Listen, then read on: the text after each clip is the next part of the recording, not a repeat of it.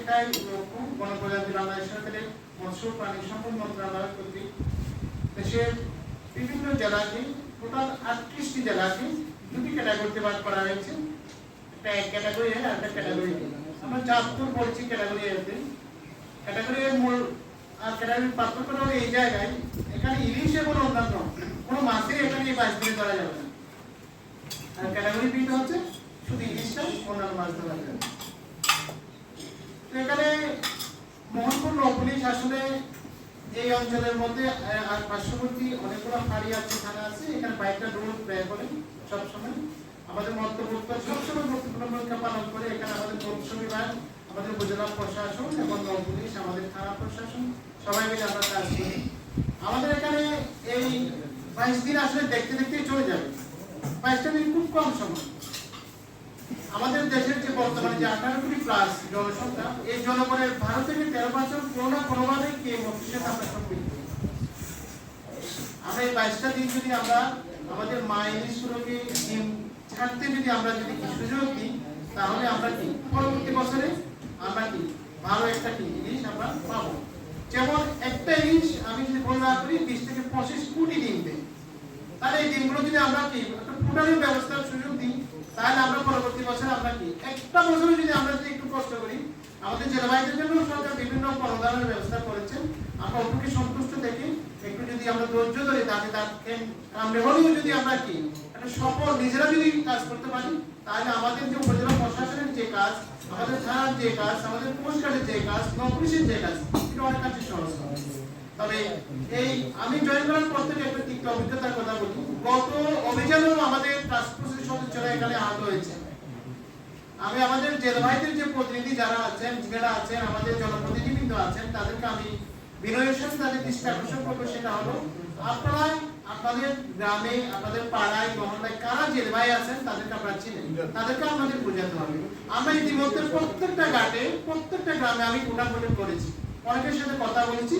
তারা আমাদের সামনে সবকিছু হ্যাঁ বলে, কিন্তু দিন শেষে আমাদের পিছনে গিয়ে বলে তারা তাদের মতোই এই কথাগুলো শুনতে চায় না। কিন্তু দিন শেষে আমরা উপজেলা প্রশাসন থেকে শুরু করে টাস্ক ফোর্সের সদস্যরা যখন নদীতে নামি, বলতে গেলে আসলে জীবনটা হাতে নিয়ে নামতে হবে। তারা যেভাবে চাকতি নিক্ষেপ করে আহত করে, এটা একটা যদি ধারালো সোরা দিয়ে কাউকে আহত করে এরকম হয় না।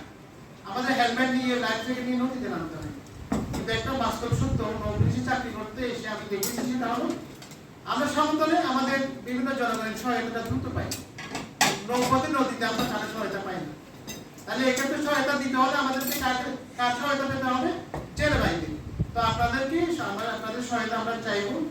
আর আমি একটু তথ্য দিয়ে এমন একটি কথা বলে আসলে বক্তব্য দীর্ঘ করবো না।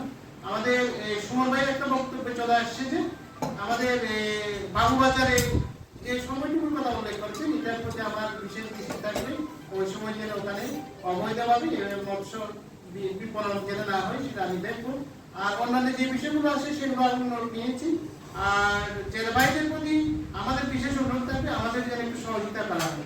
এখানে আমরা আমাদের ফোর্সের বিভিন্ন এলাকা থেকে, বিভিন্ন জায়গা থেকে ডিউটি করতে আসে, তারা আসলে নদীর পরিবেশ সম্পর্কে অনেক সময় জানে না। যেমন আমাদের এই অভিযান উপলক্ষে অনেকগুলো নতুন ফোর্স আসবে, হয়তো দিবে। এটা তারা যখন নদীতে যায়, তারা একটু ভয় পেয়ে যায়।